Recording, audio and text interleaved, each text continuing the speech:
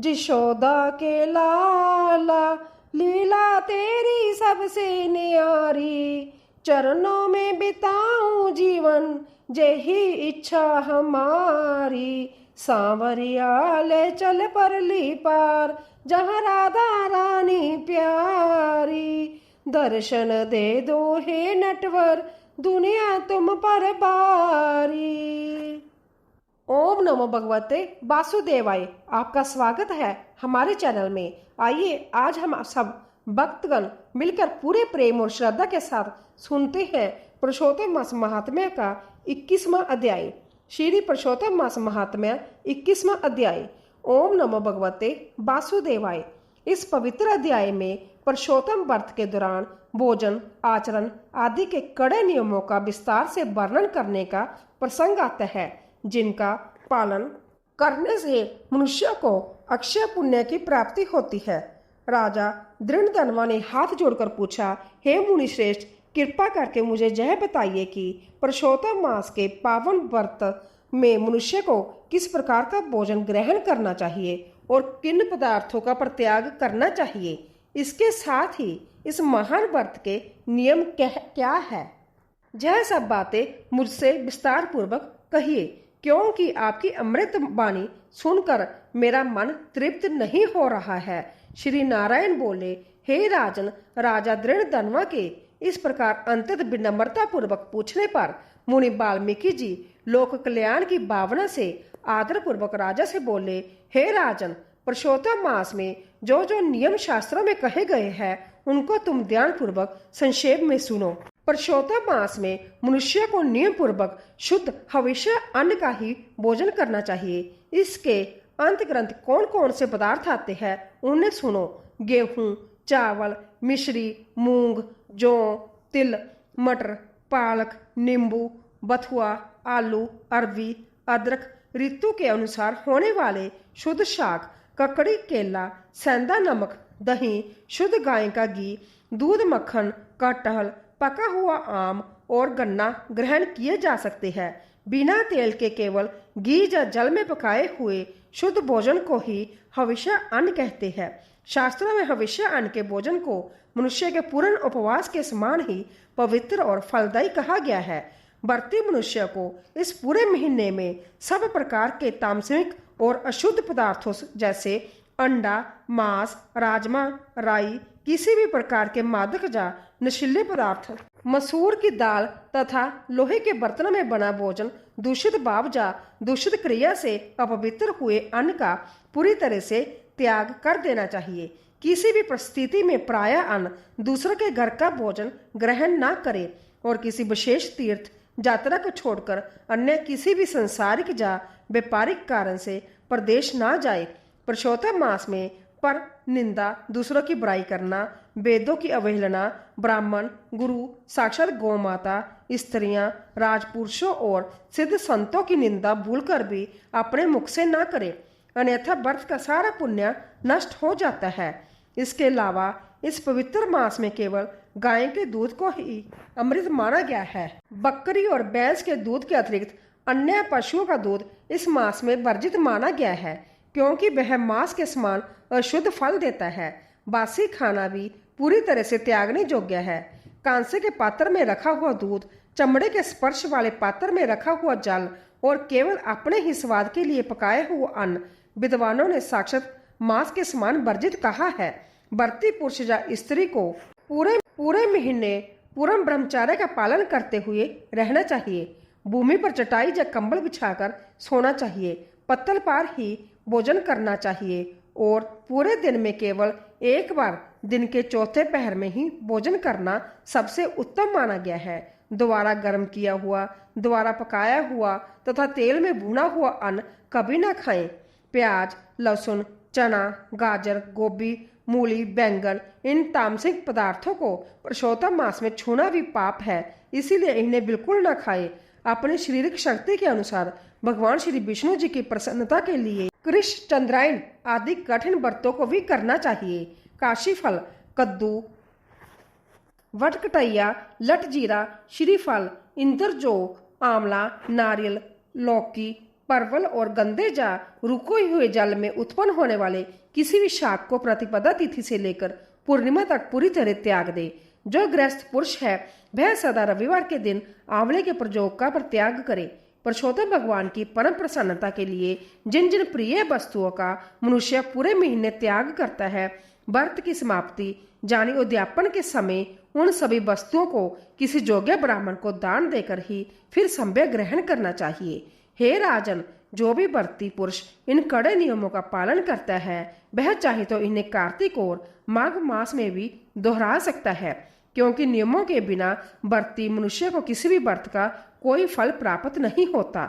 यदि शरीर में पूरी शक्ति हो तो निराहार बिना कुछ खाए रहकर पुरुषोत्तम का व्रत रखे, या केवल गाय का घी अथवा दूध पीकर रहे, या फिर प्रभु इच्छा पर छोड़कर बिना मांगे जो कुछ भी सात्विक भोजन मिल जाए उसी को खाकर व्रत पूरा करे। बुद्धिमान पुरुष को सदा अपनी शक्ति और स्वास्थ्य के अनुसार ही फलहार आदि का नियम तय करना चाहिए, जिससे बीच में व्रत भंग होने का दोष न लगे। व्रत के पवित्र दिनों में प्रतिदिन प्रातः काल सूर्य उदय से पूर्व उठकर अपनी नित्य क्रियाओं और स्नान आदि से निर्वृत्त होकर श्री कृष्ण भगवान का हृदय में ध्यान करके बड़ी भक्ति से उस दिन का नियम ग्रहण करना चाहिए। हे भूपति, भक्ति पूर्वक उपवास व्रत, एक भुक्त व्रत, दिन में एक बार खाना या नक्त व्रत, रात में भोजन, इनमें से किसी एक का पक्का निश्चय करके ही व्रत का आरंभ करे। पुरुषोत्तम मास में जो मनुष्य पूर्ण भक्ति भाव से साक्षात भगवान के मुख से निकली श्रीमद् भगवद गीता का पाठ सुनता है या करता है तो उसके पुण्य का वर्णन करने में संभव विदाता ब्रह्मा जी भी समर्थ नहीं है। पुरुषोत्तम मास में 1,00,000 तुलसी दल, तुलसी के पत्ते श्रद्धा पूर्वक शालिग्राम भगवान पर अर्पित करके पूजन करने का पुण्य अनंत और अलौकिक होता है। पुरुषोत्तम मास के ऐसे परमवर्ती मनुष्य को देखकर जमराज के दूत भी भय के मारे वैसे ही दूर भाग जाते हैं जैसे जंगल में गर्जना करते हुए सिंह को देखकर हाथी भाग जाते हैं। हे राजन, इस मास का व्रत 100 अश्वमेघ यज्ञों को करने से भी कहीं अधिक श्रेष्ठ और महान है, क्योंकि यज्ञ करने से तो केवल कुछ समय के लिए स्वर्ग लोक प्राप्त होता है, किंतु पुरुषोत्तम मास का सच्चा व्रत करने से पृथ्वी के समस्त देवता प्रसन्न होकर सर्वोत्तम वैकुंठ फल प्रदान करते हैं। इसका नियम पूर्वक व्रत करने से मनुष्य के बुरे स्वप्न, पीढ़ियों की दरिद्रता और तीनों प्रकार के दैहिक, दैविक, भौतिक कष्ट और पाप हमेशा के लिए नष्ट हो जाते हैं। देवराज इंद्र, जमराज, वरुण देव आदि सभी प्रमुख देवता पुरुषोत्तम मास के व्रत में लीन रहने वाले हरि भक्तों की सभी प्रकार के विघ्न बाधाओं से दिन रात रक्षा करते हैं। पुरुषोत्तम मास का व्रत करने वाला पवित्र मनुष्य संसार में जहाँ कहीं भी निवास करता है वहाँ भूत प्रेत, पिशाच, यक्ष, राक्षस आदि कोई भी नकारात्मक शक्तियाँ कदम नहीं रख सकती। हे राजन, इस प्रकार जो मनुष्य पुरुषोत्तम भगवान की विधि पूर्वक धूप दीप और नवेद से पूजा करता है वह इस लोक में परम ऐश्वर्य को भोग कर अंत में भगवान पुरुषोत्तम के दिव्य धाम वैकुंठ में जाकर आनंद पूर्वक क्रीड़ा करता है। गीता के 11वें अध्याय विश्व रूप दर्शन योग का महात्म्य। श्री नारायण बोले, हे राजन, अब आगे की कथा मैं साक्षात देवों के देव महादेव जी माता पार्वती जी से कहते हैं। हे प्रिय, अब तुम ध्यान लगाकर गीता के 11वें अध्याय, जिसे विश्व रूप दर्शन योग कहा जाता है, के पावन महात्म्य और उससे संबंध रखने वाली एक परम पवित्र कथा को श्रवण करो। हे विशाल नेत्रों वाली देवी पार्वती, इस अवधूत अध्याय के महात्म्य का पूरा वर्णन कर पाना किसी के लिए भी संभव नहीं है। इसके पुण्य के संबंध में शास्त्रों में सहस्रों कथाएं वर्णित है। उनमें से एक अंतर प्राचीन कथा मैं तुम्हें जहाँ सुनाता हूँ उसे सुनो। पूर्व काल में परिंता नदी के पावन तट पर मेघकर नाम से विख्यात एक बहुत बड़ा और समृद्ध नगर हुआ करता था। उस सुंदर नगर के परकोटे और गोपुर मुख्य द्वार आकाश की तरह बहुत ऊंचे ऊंचे थे।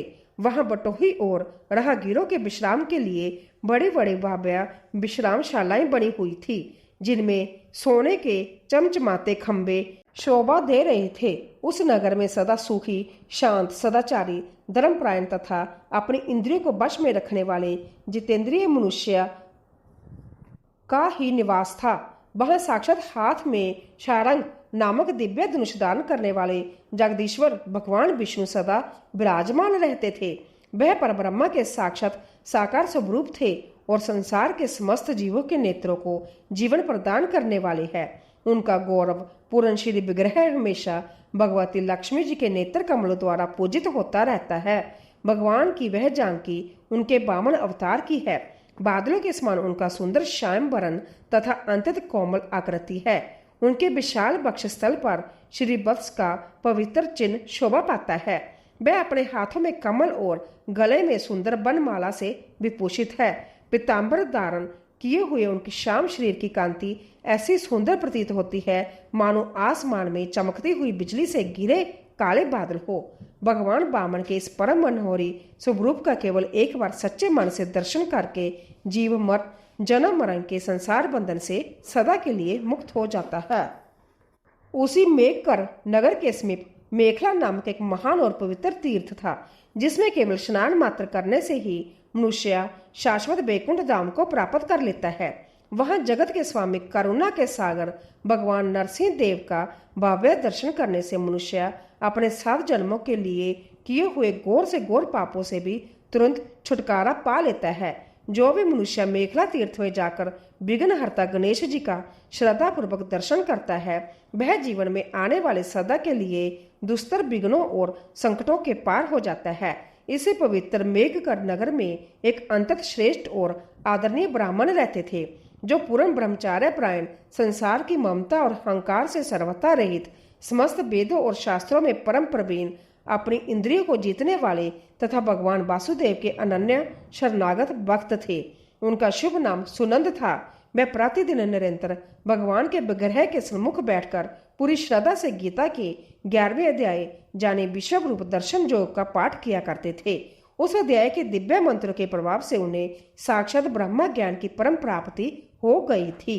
वह सदा पूर्ण आनंद और संतोष से भरे रहते थे और उत्तम ज्ञानमय समाधि के द्वारा उनकी इंद्रियां अंतर्मुख हो गई थी, जिसके कारण वह एक निश्चित स्थिति को प्राप्त हो गए थे और सदा जीवन मुक्त पर परम जोगी की स्थिति में आनंदित रहते थे। एक समय की बात है, जब देवगुरु बृहस्पति सिंह राशि पर स्थित थे, तब महाजोगी सुनंद ने पवित्र गोदावरी तीर्थ की यात्रा करने का मन बनाया और यात्रा आरंभ की। वह मार्ग में क्रमशः बिरज तीर्थ, तारा तीर्थ, कपिल संगम, अष्ट तीर्थ, कपिला द्वार, भगवान नरसिंह के पावन वन, अंबिकापुरी तथा चक्कर तीर्थ आदि अनेक पवित्र क्षेत्रों में स्नान और देव दर्शन करते हुए आगे बढ़ते गए। इस प्रकार यात्रा करते हुए वह एक दिन विवाह मंडप नामक एक अपरिचित नगर में आकर पहुंचे। वहां उन्होंने प्रत्येक स्थान पर जाकर लोगों से अपने और अपने साथियों के ठहरने के लिए स्थान मांगा, परंतु अजनबी होने के कारण कहीं भी उन्हें रात बिताने का स्थान नहीं मिला। अंत में थक हार कर जब वह गांव के मुखिया के पास गए, तो उसने उन्हें गांव के कोने में बनी एक बहुत बड़ी और पुरानी धर्मशाला दिखा दी। ब्राह्मण देव ने बिना किसी शंका के अपने सभी साथियों सहित उसके भीतर प्रवेश किया और रात में विश्राम करने के लिए लेट गए। परंतु जब सवेरा हुआ तो एक बहुत ही अजीब घटना घटी। ब्राह्मण सुनंद ने संभ्या को तो उस बंद धर्मशाला के बाहर मैदान में पाया, किंतु उनके जितने भी अन्य साथी थे वे अंदर या बाहर कहीं भी दिखाई नहीं दिए। वे अपने प्रिय साथियों को खोजने के लिए व्याकुल होकर इधर उधर चलने लगे। इतने में ही मार्ग में उनकी भेंट उसी ग्रामपाल गांव के मुखिया से हो गई। ग्रामपाल ने जैसे ही ब्राह्मण देव को जीवित देखा, वह आश्चर्यचकित रह गया और हाथ जोड़कर बोला, हे मुनि श्रेष्ठ, तुम सब प्रकार से महान भाग्यशाली और दीर्घायु जान पड़ते हो। संसार के समस्त सौभाग्यशाली तथा पुण्यवान पुरुषों में तुम सबसे पवित्र और अलौकिक हो। मुझे पूरा विश्वास है कि तुम्हारे भीतर कोई लोक उत्तर देवीय प्रभाव या शक्ति विद्यमान है। कृपा करके यह बताओ कि तुम्हारे अन्य साथी कहाँ चले गए और तुम अकेले कैसे इस भयानक भवन से सुरक्षित बाहर आए। इसका पता लगाओ। हे विप्र, मैं आपके सामने सच कहता हूँ कि आपके जैसा तेजस्वी तपस्वी मैंने आज तक दूसरा कोई नहीं देखा। हे देव, तुम्हें किस महामंत्र का गुप्त ज्ञान है? तुम किस गुप्त विद्या का आश्रय लेते हो तथा किस देवता की विशेष दया से तुम्हारे भीतर यह अलौकिक शक्ति आ गई है? भगवान कृपा करके आप कुछ दिनों के लिए इसी गांव में निवास करो। मैं आपकी सब प्रकार से उत्तम सेवा और देखभाल करूंगा। यह कहकर ग्रामपाल ने मुनीश्वर सुनंद को बड़े आदर के साथ अपने गांव में ठहरा लिया और वह दिन रात बड़ी भक्ति और सेवा भाव से उनकी टहल करने लगा। जब इस प्रकार सुखपूर्वक 7-8 दिन बीत गए, तब एक दिन प्रांतः काल के समय वह ग्रामपाल दौड़ता हुआ आया और बहुत दुखी होकर महात्मा सुनंद के चरणों में गिरकर फूट फूट कर रोने लगा। वह विलाप करते हुए बोला, हे मुनिराज, नर्थ हो गया। आज रात में एक भयंकर राक्षस ने मुझ अभागे के इकलौते और जवान बेटे को कच्चा चबा लिया है। मेरा पुत्र बड़ा ही गुणवान, संस्कारी और भगवान का परम भक्त था। अब मैं उसके बिना कैसे जीवित रहूंगा। महात्मा सुनंद जी ने शांत भाव से पूछा, हे ग्रामपाल, तुम धीरज धरो और मुझे पूरी बात बताओ कि वह राक्षस कौन है और किस कारण से उसने तुम्हारे निर्दोष पुत्र का इस प्रकार क्रूरतापूर्वक भक्षण किया है। तब ग्रामपाल आंसू पोंछते हुए बोला, हे ब्राह्मण देव, इस नगर की एक बहुत ही खौफनाक कहानी है। इस पुरानी धर्मशाला के भीतर एक बड़ा ही विशाल और भयंकर नरभक्षी राक्षस रहता है। वह प्रतिदिन आधी रात को आकर इस नगर के किसी न किसी मनुष्य को उठाकर ले जाता था और खा लिया करता था। पूरे नगर में हाहाकार मचा हुआ था। तब एक दिन समस्त नगर वासियों ने मिलकर अपनी जान बचाने के लिए उस राक्षस से एक प्रार्थना की कि हे राक्षस राज, तुम हम सब लोगों पर कृपा करो और इस तरह रोज नगर में तबाही मत मचाओ। हम नगरवासी मिलकर संभव ही प्रतिदिन तुम्हारे भोजन की पक्की व्यवस्था कर दिया करेंगे। नियम यह बनाया गया कि बाहर देश से जो भी अनजान बटोही यात्री जा रही इस नगर में आएगा और रात में ठहरने के लिए इस धर्मशाला के भीतर सोएगा, उसे तुम रात में अपना आहार बना लेना और बदले में तुम नगर के मूल निवासियों को कोई नुकसान नहीं पहुंचाओगे। अपनी और अपने परिवार के प्राणों की रक्षा के लिए विवश होकर नागरिकों को ऐसा क्रूर नियम बनाना पड़ा।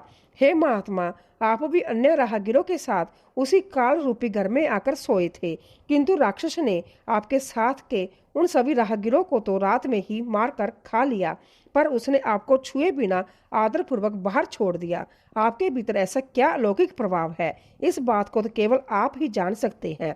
इस समय संकट ये हुआ कि मेरे पुत्र का एक बहुत ही प्रिय मित्र दूर देश से जहाँ आया था, किंतु रात के अंधेरे में मैं उसे पहचान ना सका और अन्य राहगीरों के साथ मैंने अज्ञानवश उसे भी उसी जमराज रूपी धर्मशाला में ठहरने के लिए भेज दिया।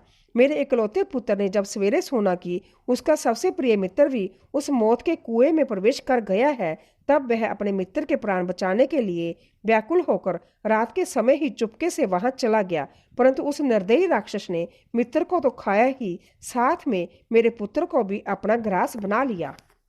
ग्रामपाल ने आगे रोते हुए कहा, आज सवेरे जब मुझे इस बात का पता चला तो मैं अपनी छाती पीटते हुए बहुत दुखी होकर उस पिशाच के सामने गया और चिल्लाकर पूछा कि ओ दुष्ट निशाचर, तूने क्रूरता की सारी हदें पार कर दी। तूने रात में मेरे ही प्यारे पुत्र को भी खा लिया। अब मुझे कोई ऐसा उपाय बताओ जिससे तेरे पेट में पड़ा हुआ मेरा इकलौता पुत्र किसी भी तरह दोबारा जीवित हो सके।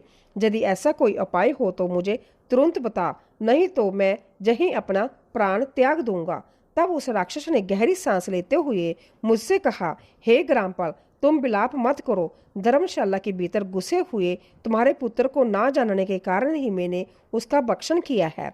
अन्य अनजान बटोहियों के साथ तुम्हारा पुत्र भी काल के वश होकर अनजाने में ही मेरा ग्रास बन गया है, परंतु वह मेरे उदर पेट में जिस प्रकार जीवित और पूरी तरह सुरक्षित रह सकता है, उसका एक गुप्त उपाय संभव विधाता ब्रह्मा जी ने ही पहले से निश्चित कर दिया है। सुनो, जो श्रेष्ठ ब्राह्मण सदा नियम पूर्वक पवित्र गीता के 11वें अध्याय विश्व रूप दर्शन योग का पाठ करता हो, उसके पाठ के प्रभाव से ही मेरी इस भयानक राक्षस जोनी से सदा के लिए मुक्ति होगी और मेरे पेट में मरे हुए तुम्हारे पुत्र और अन्य सभी लोगों को पुण्य नया जीवन प्राप्त होगा। सौभाग्य से तुम्हारे इसी गांव में इस समय एक ऐसे ही दिव्य ब्राह्मण देव रहते हैं जिनको मैंने उस दिन उनकी अलौकिक शक्ति के कारण बिना कोई नुकसान पहुंचाए आदरपूर्वक धर्मशाला के बाहर सुरक्षित मैदान में कर दिया था। वह महात्मा निरंतर गीता के 11वें अध्याय का पवित्र जप किया करते हैं। यदि वह दया करके इस अध्याय के सिद्ध मंत्रों से 7 बार पवित्र जल को अभिमंत्रित करके मेरे इस भयानक शरीर के ऊपर उस जल का छींटा दे दे तो निस्संदेह मेरा भी इस पाप कर्म से हमेशा के लिए उद्धार हो जाएगा और तुम्हारे पुत्र को भी नया जीवन मिल जाएगा। हे मुनि श्रेष्ठ, इस प्रकार उस राक्षस का साक्षात संदेश पाकर ही मैं दौड़ता हुआ आपकी शरण में आया हूँ। कृपा करके मेरे कुल की रक्षा कीजिए। ब्राह्मण सुनंद ने कौतूहलवश पूछा, हे ग्रामपाल, मुझे उस जीव पर बड़ी दया आ रही है, पर मुझे यह बताओ कि जो जीव रात में सोए हुए निर्दोष मनुष्य को इतनी क्रूरता से खाता है, वह प्राणी अपने पूर्व जन्म में किस भयंकर पाप के कारण ऐसा नरभक्षी राक्षस बना हुआ है। ग्रामपाल हाथ जोड़कर बोला, हे ब्राह्मण देव, पूर्व काल की बात है। इस गांव में एक अत्यंत लालची और केवल अपने स्वार्थ में अंधा रहने वाला किसान ब्राह्मण रहता था। एक दिन वह दोपहर के समय अपने अनाज के खेत की रखवाली करने में बड़ी मुस्तैदी से लगा था। उस खेत से थोड़ी ही दूरी पर मार्ग में एक बहुत बड़ा और भूखा गिद्ध किसी असहाय राहगीर यात्री को दबोचकर उसे जिंदा मारकर खा रहा था। वह यात्री अपनी जान बचाने के लिए चिल्ला रहा था। उसी समय एक परम तपस्वी महात्मा कहीं से वहां आ निकले, जो उस तड़फते हुए राही को बचाने के लिए दूर से ही अपने मन में अंतर दया दिखाते हुए दौड़ते हुए आ रहे थे। परंतु उनके पहुंचने से पहले ही वह गिद्ध उस यात्री को पूरी तरह खाकर आकाश में उड़ गया। तब उन तपस्वी महात्मा ने अंततः क्रोधित होकर उस पास खड़े मुख दर्शक किसान ब्राह्मण से कहा, ओ दुष्ट नामधारी हलवाहे, तुझे धिक्कार है, तेरा जीवन व्यर्थ है। तू बड़ा ही कठोर, पापी और निर्दयी हृदय का है। साक्षात अपने सामने एक मनुष्य को मरते देखकर भी तूने अपनी फसल बचाने के चक्कर में दूसरों की रक्षा से पूरी तरह मुंह मोड़ लिया और केवल अपना पेट पालने की धंधे में लगा रहा।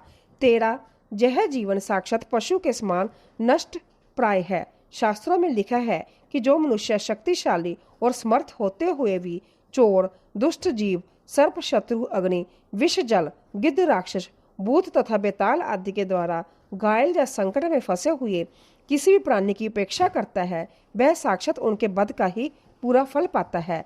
जो शक्तिशाली होकर भी दुष्टों के चुंगल में फंसे हुए किसी विद्वान ब्राह्मण या असहाय जीव को छुड़ाने की अपनी पूरी चेष्टा नहीं करता, वह मरने के बाद घोर कालसूत्र नामक नरक में पड़ता है और पुण्य भेड़िए की जोनी में नीच जन्म लेता है। इसके विपरीत जो वन में हिंसक पशुओं द्वारा मारे जाते हुए तथा व्याघ्र की दृष्टि में पड़े हुए असहाय जीवों की रक्षा के लिए दूर से ही छोड़ो छोड़ो की पुकार करता हुआ दौड़ता है, वह परम गति को प्राप्त होता है। जो मनुष्य अपने गांव की रक्षा के लिए दुष्ट राजाओं या शत्रुओं के हाथ से युद्ध में मारे जाते हैं, वह भगवान के परम पद को पाते हैं। साक्षात 100 अश्वमेध यज्ञ और 100 वर्ष की कठिन तपस्या मिलकर भी किसी शरणागत की रक्षा करने वाले पुण्य के एक अंश के बराबर भी नहीं हो सकते। तुमने समर्थ होते हुए भी उस तड़फते हुए राही की रक्षा नहीं की। इससे सिद्ध होता है कि तू अंततः निर्दयी है। अंततः तू इसी समय से मनुष्य को खाने वाला एक भयंकर राक्षस हो जा। ग्रामपाल ने आगे कथा सुनाते हुए कहा, तब उस हलवाहे ब्राह्मण ने डर के मारे महात्मा के पैर पकड़ लिए और क्षमा मांगते हुए बोला, हे महात्मा, मैं जहाँ उपस्थित अवश्य था, किंतु मेरे दोनों नेत्र बहुत देर से केवल अपने खेत की चिड़ियों से रक्षा करने में लगे थे। अंत्य पास होने पर भी गिद्ध के द्वारा मारे जाते हुए उस अभाग्य मनुष्य की चीख को मैं ठीक से सुन और समझ नहीं सका। मुझसे अनजाने में यह अपराध हुआ है। अंत्य मुझे दीन और अज्ञानी पर आपको अनुग्रह करना चाहिए और इस शाप से मुक्ति का कोई सरल उपाय बताना चाहिए।